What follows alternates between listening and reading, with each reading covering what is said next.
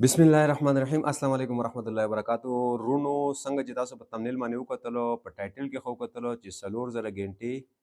او 1000 سبسکرایبر 4000 غنټې واچ ټایم او 1000 سبسکرایبر دا په 1500 روپۍ باندې دا تاسو ته ملاوي دی شي بالکل دا تاسو دروس پړاو کړلی او تاسو په دې کې څه حیرانیم نه پکار چې بار په مارکیټ کې دی ریټ 10 سے 15000 روپۍ دی او دلته دا په 1500 باندې ملاويږي تاسو شاید دا سوچ کوئ چې د به یو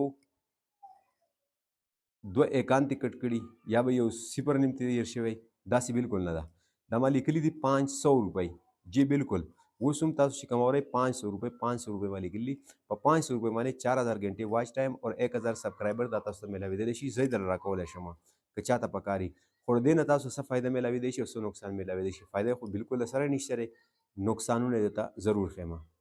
که تاسو کوم ریل هم سبسکرایبر او ریل هم واچ ټایم کله چې دا په یو ورځ باندې دا ارس وشي یا په دوه ورځو کې وشي د یوټیوب چې کوم الګوریزم دی هغه دا وګوري چې یاره د پلانکي ځای دی ته ټریفیک په څه خبره راخلاص شو آیا په دې ویډیو کې داسې څه دي هغه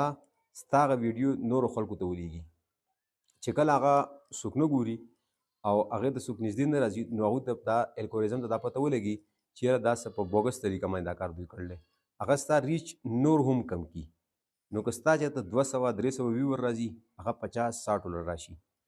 او که ستا چې کله هغه سبسکرایبر ډراپ کوي واچ ټایم کوي نو ستا سره چې کوم ریل واچ ټایم وي او ریل سبسکرایبر وي هغه ورسره هم ډراپ شي او ستا دا چینل د همیشه لپاره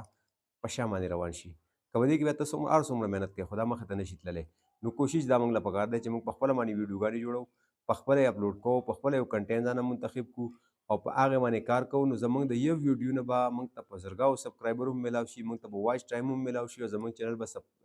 مونیټایز هم شي او د مونیټایزیشن نه بعد به انشاءالله په هغې باندې موږ ته زموږ چې کوم په نصیب کي هغه به موږ ته میلاوېدل شروع شي خو که چېرې تاسو په دې چکر کې چې یاره زه واچ ټایم واخلم سبسکرایبر واخلم زما انکم به سټارټ شي نو دا بالکل فضوله سوچ دی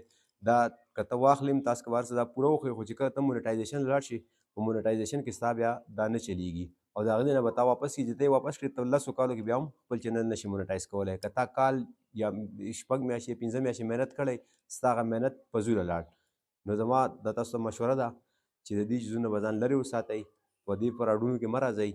او که دا ویډیو ته ښه لګېدلي نو ضرور لایک او سبسکرایب کړئ د خپلو ملګرو سره هم شیر کړئ ډېره مننه والسلام